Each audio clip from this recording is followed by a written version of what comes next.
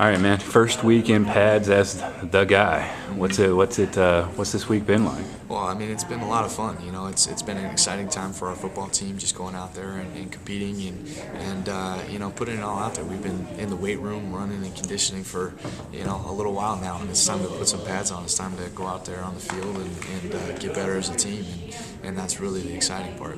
What's the difference between last year and this year? Obviously, you knew you weren't going to be coming in playing last year, but you had to try to keep your intensity up. Yeah. Does that does just knowing you're going to be in there and knowing you're the guy and that pressure is kind of on, does that kind of pick up that intensity level? Well, I've always been a very competitive guy, and I wanted to prove. I wanted to come in and prove my my ability as a player. And so, I came in with a chip on my shoulder, and I wanted to show how well I could pick up the offense and, how well I could perform. So, I always competed with the other guys on the team, even though I wasn't playing, competed with myself and just trying to push myself to understand what was going on with the playbook and my performance on the field. So really a lot hasn't changed with me. I'm still the same guy. I still carry myself the same way, but my role's different now, obviously, and there's more responsibility there, and this is my first time going about doing this, and that's really helped me moving forward. As a transfer guy, it kind of comes with the stigma. It's like, well, why did he transfer? What was wrong? He must have done something wrong where he was at. Something must be wrong with him. What is it like coming in and kind of hearing that stuff and then trying to?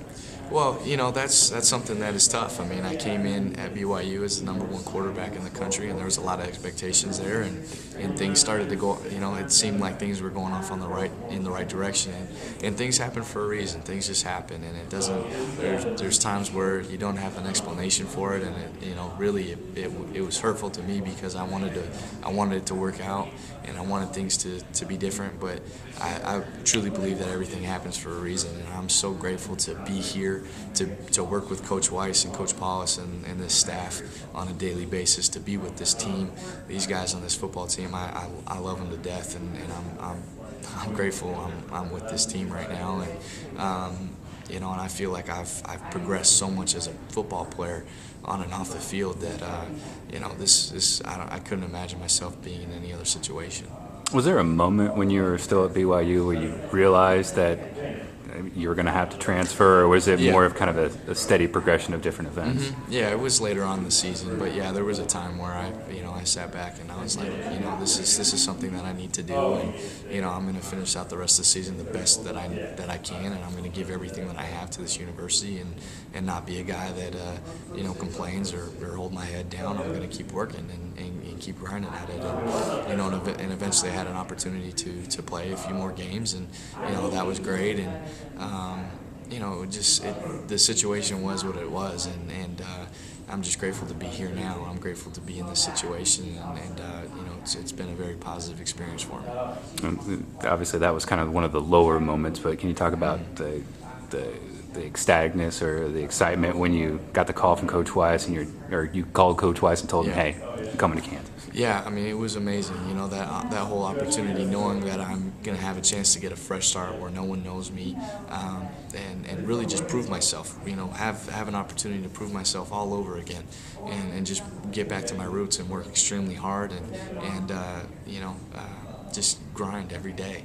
That's really what it was, is just getting back to what made me, what made me great, and that was just working continually every day and not resting. So that this whole year of sitting out, I mean, I never took a back seat. I always made sure I knew what was going on in the playbook, studied as hard as I could, and competed my butt off in the weight room, and did everything that I needed to do. So it's an amazing opportunity to be here and making that call to Coach Weiss. It was just a sign of, hey, this is where I'm going, and this is my last shot at accomplishing the things that I want to accomplish in my life, and ending my college career on the right note.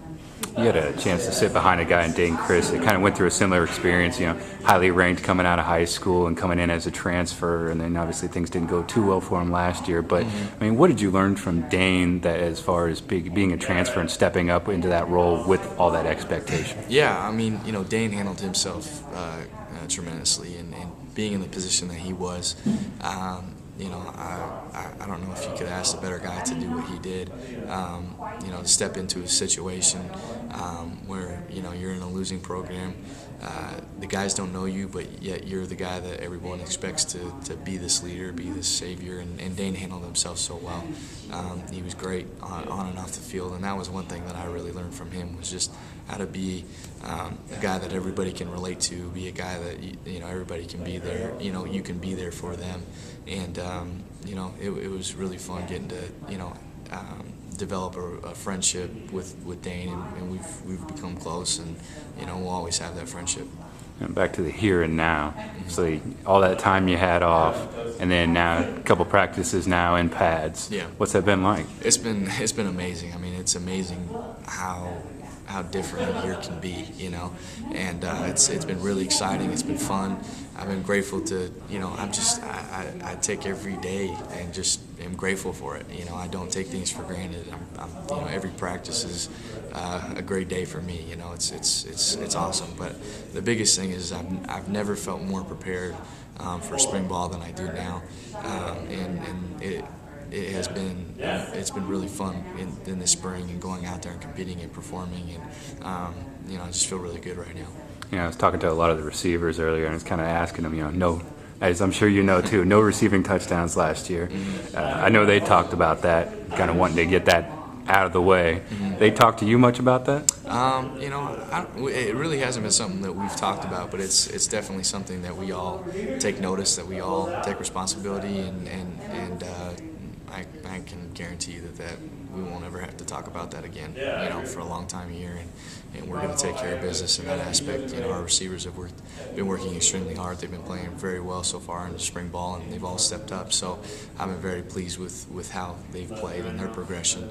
And I just got to do my part and get them the ball and facilitate them, and put it in the right spot for them to make plays. Is it safe to say as far as comfort level and understanding receivers, it's safe to say that Justin McKay would be, you'd probably have, just because you guys spent so much time on the scout team last year, that you guys have probably better understanding of what each other are doing? Well, yeah. I mean, Justin and I, we were able to have a great opportunity to gain a lot of chemistry and understand each other a little bit better, and when we were on the scout team together. So it's fun now being where we're at, and actually competing now, for playing time and all this stuff, and translating all that into practice, and it's been great. But these other guys, I've been working extremely hard with them in the off season. We've all been working extremely hard, and I feel very comfortable with everybody. I feel like we have tremendous chemistry. It's just building on it one day at a time, one practice at a time, and every practice we just got to get better and better. Tony Pearson's kind of taken on a different role this year. Going to be out in on the receiving routes a lot more and things like that. What's it like working with him and a guy with that kind of speed, but kind of a smaller guy? Do you have to approach that a little bit different? Well, I mean, Tony is such a dynamic football player, and he changes the game.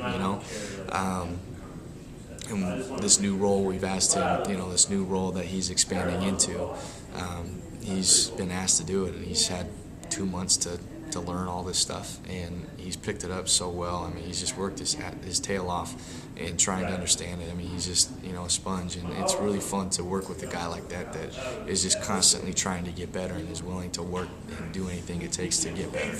And it's been scary how well he's been doing so far, and how well he's picked this thing up, and because he's just going to get better and better every day as he gets out there and he understands what's going on mentally and physically. He's all brand new to this, but you can definitely see how much of an impact he's going to have in these new roles that we're going to ask him to do.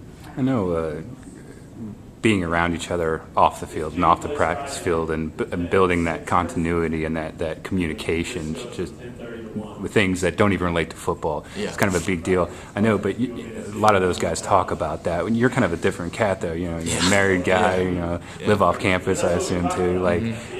What do you do when you're not with these guys? I mean, I know you're similar age, but kind of a different mindset. What do you do when you're not on the field? It's a different situation, and it's something that you know, when I have the opportunity to be with the guys, you know, I'm with them, I'm plugged in with them, and you know, spending that time to, you know, get to know them, asking them how everything's going, not just all about football, but just getting to know them as people. You know, I think that's important. You know, because like you said, you know, I'm married, and a lot of time is spent with my wife, and you know, just being with her, and you know, just hanging out, watching shows, or you know, going out, or you know, whatever. But you know, with the guys, it's, you know, that was something that I was uneasy about coming here. And, you know, hey, how are they going to respond to this? How are they going to take it?